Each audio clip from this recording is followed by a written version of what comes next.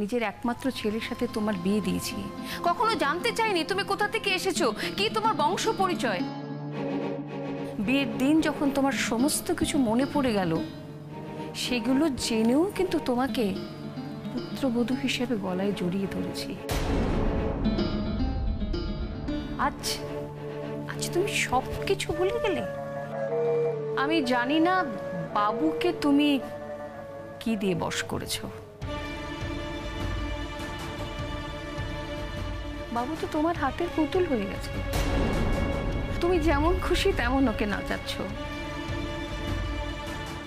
বাবু নিজের ভালো বোঝে না, ওর বাবার ভালো বোঝে না, ওর মায়ের ভালো বোঝে না, ও নিজের সংসারের ভালো বোঝে না। ও শুধু একটা কথাই ভাবে, কিসে তোমার ভালো হবে। মা তুমি কিন্তু যা বলতে চাস বলে ফেল। হ্যাঁ, আমাদেরও তো একটা মানসিক প্রস্তুতি দরকার। বল বাবু বল। আমি তো ভাবতে পারছি না মা, তোমরা এতটা ইনসেনসিটিভ কি করে হচ্ছ? আমার তো এসব তোমাদের কাছ থেকে শেখা মা। আজ তোমরা এভাবে বদলে যাচ্ছ দেখে আমার ভয় লাগছে মা। দেখো ছোটবেলায় আমার যে বন্ধু ছিল নীলু, তাকে আমি আমার প্যান্ট জামা, আমার জিওমেট্রি বক্স, আমার পেন্সিল পেন সবকিছু দিয়ে দিতাম। তখন তো সেটা নিয়ে তোমরা রাগ করতে না। তোমরা তো বলতে ভালো, এরকম লোকের পাশে দাঁড়ানো উচিত, লোকের আপদে বিপদে তাকে সাহায্য করা উচিত। সেটা এখন কেন ভাবছো না মা? আজ আমি যে কাজটা করছি সেটা কেন তোমরা মেনে নিতে পারছো না? সময় আর পরিস্থিতির সাথে সাথে না নিজেকে বদলাতে শিখতে হয় বাবু। নিজের ভালো পাগলেও বোঝে, কিন্তু তুই বুঝতে পারছিস না। আমার উপর একটু ভরসা রাখো। আমি অযথা তোমাদের এই টেনশন দিচ্ছি না। আমি আমাদের ক্ষতি করে কিচ্ছু করছি না মা। তোমরা অযথা শুধু শুধু টেনশন করছো। দেবদি প্লিজ,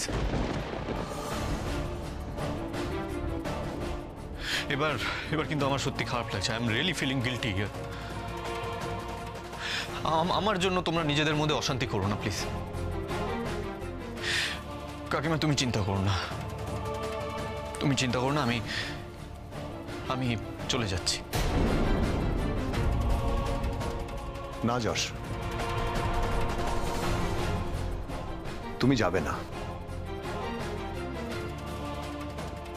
তোমার এই শরীরের অবস্থা, তুমি আর কোনো রকমের ধকল সহ্য করতে পারবে না, ধকল নিতে পারবে না। তোমার রেস্টের প্রয়োজন, তোমার যত্নের প্রয়োজন যশ। ওই বাড়িতে কেউ নেই তোমার যত্ন করার। ওর নিজের বাড়িতে ওকে যত্ন করার কেউ নেই? ওর নিজের মা নেই? কোনো লোক নেই? কেউ নেই? যত যত্ন করার লোক কি এই বাড়িতেই আছে? মা রোহিণী যশকে কিডন্যাপ করেছিল। কি? হ্যাঁ মা, যশ যে মিসিং ছিল সেটা রোহিণীর জন্যে। ও বাড়িতে যশের ওপরে রোহিণী সর্বক্ষণ নজর রেখে গেছিল। যশ যখন নার্সিংহোমের জন্য বেরিয়েছে চেক আপের জন্য, তখন রোহিণী এই পুরো প্ল্যানটা করেছে।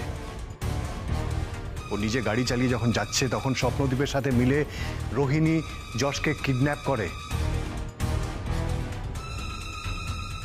যশের জীবন থেকে অপরাজিতাকে আমাকে সরানোর জন্য ও যা খুশি করতে পারে। ও তো অপরাজিতাকে খুনের চেষ্টা করেছিল, সেটা তো জানো। এবার আমি যেহেতু অপরাজিতার সাথে সব সময় থাকি, তাই ও সেটা করতে পারছে না বলে ও যশের উপর দিয়ে সেটা করছে, যশকে সরিয়ে দেওয়ার চেষ্টা করছে অপরাজিতার থেকে, আমার থেকে। বলো মা, এই সব জেনে আমি কি করে যশকে ও বাড়িতে ছাড়তে পারি? কিন্তু যশের বাড়ির লোক এই কথাগুলো জানতে পারলে কি আর রোহিণীর ফরে ওরা থাকবে? আমি জানি না যে রোহিণী এই পুরো ব্যাপারটা ওর বাড়িতে গিয়ে কিভাবে রিপ্রেজেন্ট করবে। সেটাতে সবাই কনভিন্সড হবে কিনা সেটা আমি জানি না, কিন্তু যদি কেউ ওকে বিশ্বাস না করে তাহলে ওর আসল রূপটা সবাই বুঝতে পারবে। আগে যা করেছিল এখন যা করছে, ওর আসল স্বরূপটা বেরিয়ে আসবে মা। কিন্তু যদি কোনো কারণে আমার ধারণা ভুল হয় যে রোহিণী যদি বাড়ির লোককে কনভিন্স করতে পারে যে কেন ওই কাজটা করেছে, সব থেকে বড় কথা অপরাজিতাকে যখন খুনের চেষ্টা করেছিল তখন তো বাড়িতে গিয়ে সেই জাস্টিফিকেশনটা দিয়েছিল, সেটা কভার আপ করার চেষ্টা করেছিল, বুঝিয়েছিল সবাইকে, সবাই বুঝিয়েছিল। এবারেও যদি সেটা করে আমি জানি না, বলতে পারবো না। মা, আমি দেবদীপকে তোমাদের খুব ভালোবাসি মা। আমি এই সংসারটাকেও খুব ভালোবাসি। আমি কখনো চাইবো না মা এই সংসারের কোনো ক্ষতি হোক, কিংবা তোমাদের দেবদীপের কোনো ক্ষতি হোক। একটু ভরসা করো আমাকে মা, প্লিজ মা। যশকে এই বাড়ি থেকে চলে যেতে বলো না। যশ এই বাড়ি থেকে চলে গেলে ও হয়তো মরে। আচ্ছা, রোহিণী যে আগের বারের মতো এখানে এসে আবার অশান্তি করবে না, তার কি কোনো গ্যারান্টি আছে? ও তো বুঝতেও পারবে এবং জানতেও পারবে যে ওখান থেকে তোমরা যশকে এখানে তুলে এনেছো। এরপরে যদি ও থানায় গিয়ে রিপোর্ট করে যে তোমরাই ওকে কিডন্যাপ করে এখানে লুকিয়ে রেখেছিলে, তাহলে কি করবে? তখন সেই ঝামেলাগুলো সামলাবে কে? পরেরটা পরে ভাবা যাবে মা। আর দেখো, আইনের কাছে এটা প্রমাণিত যে যশকে রোহিণী আর স্বপ্নদীপ মিলেই কিডন্যাপ করেছে। আর ওদের যে সাহায্য করেছে সেই ছেলেটা পুলিশের কাছে এখন অ্যারেস্টেড। ফলে কোনো ভয় নেই মা, ওরা নিজের জালে নিজেই ফাঁসবে। দেখ বাবু, তোর বাবার আমাদের বয়স হয়েছে। তোকে তো আমরা কোনো দিন কোনো ব্যাপারে কোনো রকম বারণ করিনি। তুই যেটা ভালো মনে করেছিস করেছিস, কিন্তু এই অশান্তিটা তো আর নিতে পারছি না বাবু। মা, কোনো অশান্তি হবে না, কোনো অশান্তি হবে না, আমি বলছি তোমাকে। যাও যশ, ভেতরে যাও। অপরাজিতা, ওকে ওর ঘরে নিয়ে যাও। থ্যাংক ইউ কাকিমা। আমি কথা দিচ্ছি, আমার জন্য তোমাদের কোনো অশান্তি হবে না, কোনো ঝামেলা হবে না। হ্যাঁ, আমি মানছি আমার জন্য তোমাদেরকে অনেক কিছু সহ্য করতে হয়েছে। যে ঝামেলাগুলো তোমাদের নেওয়ার কথাই নয়, সেই ঝামেলাগুলো পোহাতে হয়েছে। আমি তার জন্য হাত জোর করে ক্ষমা চাইছি তোমাদের সবার কাছে। কিন্তু আমি এটাও কথা দিচ্ছি কাকিমা, দেবদীপ আর শবনমের কোনো ক্ষতি হবে না। আমি বেঁচে থাকতে ওদের কোনো ক্ষতি আমি হতে দেব না। কেউ ছুতেও পারবে না ওদেরকে। আমি এটাও মানছি যে শবনমের সাথে আমার একটা সময় সম্পর্ক ছিল, আমাদের বিয়েও হয়েছিল। কিন্তু বিশ্বাস করো, আমার মতন মানুষ কোনোদিনও শবনমের যোগ্য ছিল না। আর সেই কারণেই হয়তো আমি ওকে হারিয়েছি। দেবদীপের মতন মানুষই শবনমের যোগ্য। দেবদীপের মতন ভালো মানুষ হয় না। দেবদীপ সমুদ্র, আর যে একবার সমুদ্রকে ছুঁয়েছে সে আমার মতন ডোবার কাছে যায় না। আমি তো আর বেশি দিন নেই, তাই যে কদিন এই পৃথিবীতে আছি আমি শবনম আর দেবদীপের শুভাকাঙ্ক্ষী হয়ে থাকতে চাই, ওদের বন্ধু হয়ে থাকতে চাই। এসো যশ।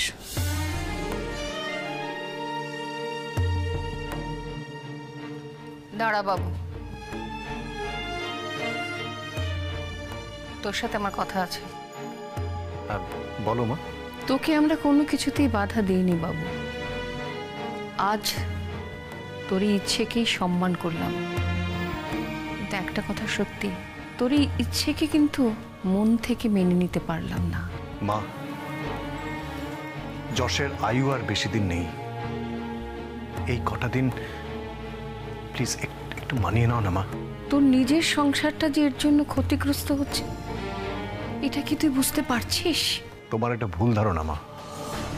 সংসার তো তখনই সুন্দর হবে যখন আমরা একজন আরেকজনকে বুঝবো, একজন আরেকজনের সামনে কোনো আড়াল রাখবো না, দুজন দুজনকে শুধু ভালোবাসবো না, সম্মান করতেও শিখবো।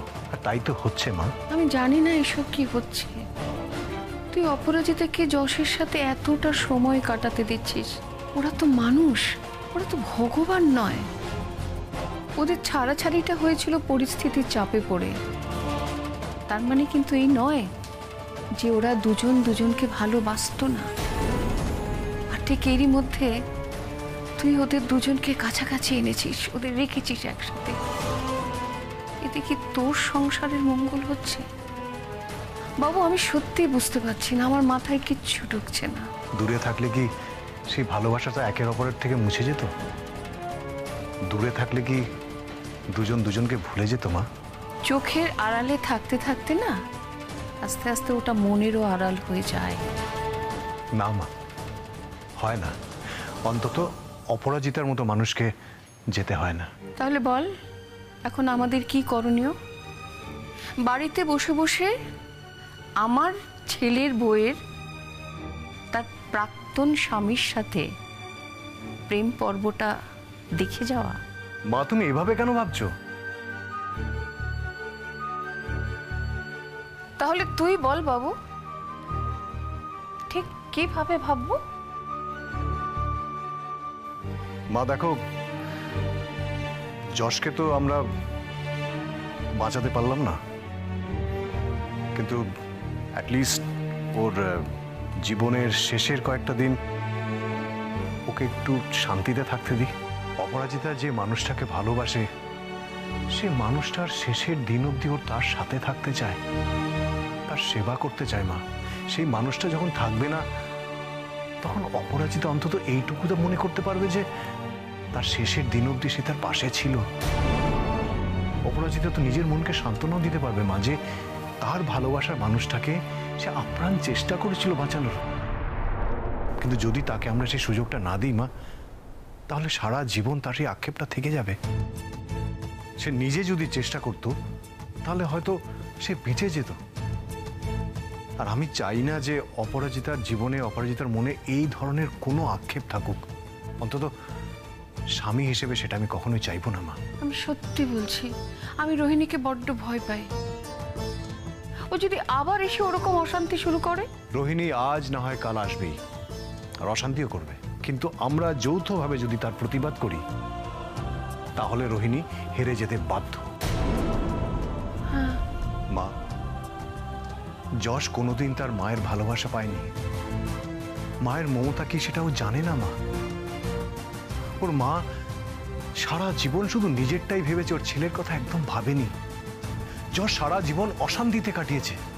মা, এই কয়েকটা দিন আমরা কি ওকে আমাদের পরিবারের সদস্য করে নিতে পারি না? ও শেষের কয়েকটা দিন ওকে এইটুকু ভালোবাসা দিতে পারি না? এইটুকু ভালো রাখতে পারি না মা? যে মমতাটা ও পায়নি এতদিন, সেটা কি তুমি ওকে দিতে পারো না মা? দেখো, আর তো কটা দিন, তারপরে ও যখন থাকবে না, তখন হয় তুমি তোমার ছেলের সংসারটা দেখো। তখন আমি তোমাকে কিচ্ছু বলবো না, তুমি যা বলবে আমি তাই শুনবো। কিন্তু আমার যশের এই শেষের কয়েকটা দিন একটু একটু ভালোবাসা দিই ওকে আমরা। আমার সাথে এইটুকু অনুরোধ তোমার কাছে। ঠিক আছে বাবু, তুই যেমন চাইছিস ঠিক তেমনটাই হবে। কি ব্যাপারটা কি তোর? এরকম ভাবে তাড়াহুড়ো করে আমাকে ডেকে পাঠিয়েছিস কেন? সর্বনাশ হয়ে গেছে রোহিণী, সব সর্বনাশ হয়ে গেছে। কি সর্বনাশ হয়েছে বলতে তো হবে। কি হয়েছে? কি যশের কিছু হয়েছে? চুপ করে আছিস কেন, বল না। শাবনাম আর দেবদীপ পুলিশ নিয়ে এসেছিল, ওরা গোবিন্দকে অ্যারেস্ট করে নিয়ে গেছে, আর যশকেও এখান থেকে নিয়ে চলে গেছে। না না না না, এটা হতে পারে না স্বপ্নদীপ, এটা হতে পারে না। বারে বারে আমার যশকে শাবনাম এভাবে আমার থেকে আলাদা করে দিতে পারে না, আমার কাছ থেকে কেড়ে নিতে পারে না স্বপ্নদীপ। যতবার চেয়েছি আমি যশের সঙ্গে সুন্দর করে নিজের সংসারটা করব, কিছুতেই করতে দিল না। অথচ নিজেকে দেখ, দেবদীপের সঙ্গে সুন্দর করে বিয়ে করে সুখে সংসার করছে, কেন আমায় করতে দিল না? আমার যশের সঙ্গে একটা সুখের সংসার কেন করতে দিল না? আর আমি বুঝতে পারছি না, ওরা জানে না আমি কেমন, ওরা জানে না আমি এত কিছু ঘটনা ঘটানোর পরে ওরা বুঝতে পারছে না আমি এই পুরো বিষয়টা জানার পরে কি করতে পারি। আমি যে ছেড়ে দেব না, আমি ছেড়ে দেব না। আমার যশকে আমি অন্য কারোর হতে দিতে পারবো না। যশ আমার, যশ অন্য কারুর না, কখনো না। কিন্তু সকালে তুই আমাকে ফোন করে বললি যে 2-4 দিনের জন্য অন্য জায়গায় গিয়ে থাকতে। তুই আসতে পারবি না কারণ কারণ তোকে সবাই সন্দেহ করছে, তাই আমিও চলে গেলাম। আমি থাকলে কিছুতেই যশকে ওরা নিয়ে যেতে পারতো না। তুই কি করতি? জানি না, আমি কিচ্ছু জানি না, তবে তবে কোনো একটা প্ল্যান নিশ্চয়ই খাটাতাম। এক জীবনে আর কতবার পরাজিত হব বলতে পারিস স্বপ্নদীপ? যতবার যশকে বোঝাতে গেছি যে আমি যশকে কতটা ভালোবাসি, যতবার যশকে বোঝাতে গেছি যে ওর জন্য আমি সব করতে পারি, ততবার যশ আমায় ভুল বুঝেছে। যতবার যশের কাছে যাওয়ার চেষ্টা করেছি, ততবার ও আমাকে দূরে ঠেলে সরিয়ে দিয়েছে স্বপ্নদীপ। আমি কি করব বল? আমি পজেসিভ, আমি এরকমই। আমি যশকে নিয়ে পজেসিভ। যেদিন থেকে শবনমের সাথে ওর প্রথম আলাপ হয়, সেদিন থেকে শবনমের প্রতি ওর চোখে আমি মুগ্ধতা দেখেছি। কিন্তু যশ তো তখন আমাকে ভালোবাসতো, আমি কি করে সেটা সহ্য করব বলতো? যশ আর শবনম দুজনেই তোকে ঠকিয়েছে। না না না না, এটা তুই কি বললি? ঠকিয়েছে? হে বাবা, ওরা তো এরকম করতেই পারে না। ওরা দুজনে বিরাট বড় মনের মানুষ, ওরা ভীষণ ভালো মানুষ, ওরা মহান। আমি তো যশের একটা ইনফ্যাচুয়েশন। যশ নিজে সেটা বলেছে যে আমি যশের ইনফ্যাচুয়েশন ছিলাম। ভালোবাসা শব্দটার প্রকৃত অর্থ তো শবনমের সঙ্গে আলাপ হওয়ার পর বুঝেছে, এর আগে কোনোদিন বুঝতেই পারেনি। তাহলে আমার ক্ষেত্রেও তো একই কথাটা সত্যি স্বপ্নদীপ। আমিও তো যশকে ভালোবাসার পর আর কাউকে ভালোবাসতে পারিনি, কোনো দিনও পারবো না। যশ ভেবেছিল যে ঠিক সময়ের নিয়মে, জীবনের নিয়মে আমার জীবনে হয়তো আর একটা কেউ চলে আসবে, দ্বিতীয় পুরুষ চলে আসবে, ঠিক যেমন শবনমের জীবনে দেবদীপ এলো সেরকম। আচ্ছা তুই আমাকে একটা কথা বলতো, যদি যশের এই যুক্তিটাই সত্যি হয়, তাহলে তো যশের জীবনেও একটা অন্য কারোর আসা প্রয়োজন, মানে এসেই যেত। তাহলে সেই মানুষটা আমি কেন নই? দেখ, আমি কিন্তু একটু ভয় পাচ্ছি। যেমন? যশ যদি বাড়িতে গিয়ে বলে দেয় কিভাবে কিডন্যাপটা হয়েছিল আর এই কিডন্যাপটা কে বা কারা করেছিল, তখন? সত্যি তো, এটা তো আমার মাথায় আসেনি। এবার তো সব সত্যি ধরা পড়ে যাবে, সবাই সবটা জেনে যাবে। তারপর দাদা ভাই, আন্টি, বাড়ির সবাই, কেউ তো আর আমার ফরে থাকবে না।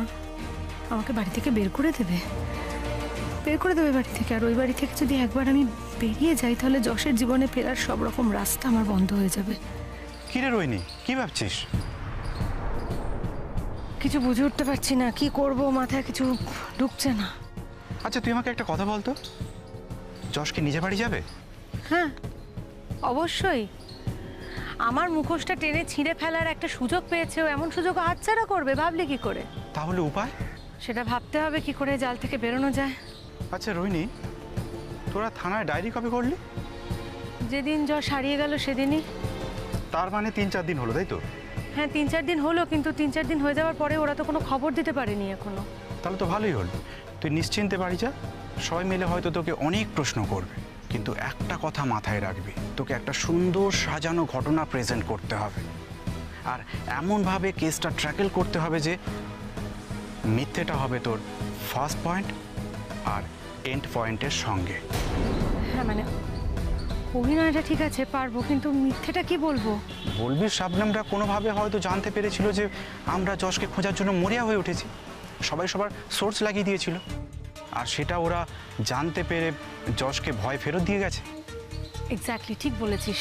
এবং পুরো বিষয়টাকে প্রেজেন্ট করতে হবে এরকমভাবে যে এটা কোনো কিডন্যাপই ছিল না, এটা ছিল একটা সাজানো ব্যাপার, এবং পুরোটা যশ জানতো, তাই এখন সকলকে আড়াল করার চেষ্টা করছে। Right, thank you Swapnadeep, thank you. বন্ধুত্বে আবার থ্যাঙ্কস কিসের? It's okay. আর যদি শবনমদের বাড়িতে গিয়ে ওঠে না, তাহলেও ভাবা আছে। শবনমদের বাড়িতে গিয়ে যদি ওঠে, তাহলে ব্যাপারটা কিন্তু আরও ইজি হয়ে যাবে। তাহলে আমরা স্ট্রেট পুলিশের কাছে যাব এবং পুলিশের কাছে গিয়ে বলবো যে আমরা জানি, আমরা জানতে পেরেছি যশ অমুক অ্যাড্রেসে রয়েছে, কিন্তু আমাদের পূর্ব অভিজ্ঞতা অনুযায়ী আমরা একলা যেতে ঠিক সাহস পাচ্ছি না। আপনারা যদি প্লিজ আমাদের সঙ্গে একটু যান, তাহলে আমরা যশকে ওখান থেকে রেস্কিউ করে আনতে পারি। একদম, পুলিশ নিয়ে গিয়ে যশকে নিয়ে আসবে। দেবদীপ আর শাবনামকে কোনো অবস্থাতেই সত্যি কথাটা বলতে দেওয়া যাবে না, কোনো অবস্থাতেই বলতে দেওয়া যাবে না। তুই দেখে নিস, আমি ওদের সামনে গিয়ে এমন সিন ক্রিয়েট করব যাতে ওরা ওই বাড়ি ছেড়ে চলে যেতে বাধ্য হবে। আর একবার যদি এ বাড়ি থেকে ওরা চলে যায়, যাতে এই বাড়িতে ফিরে আসতে না পারে তার ব্যবস্থা আমি করব।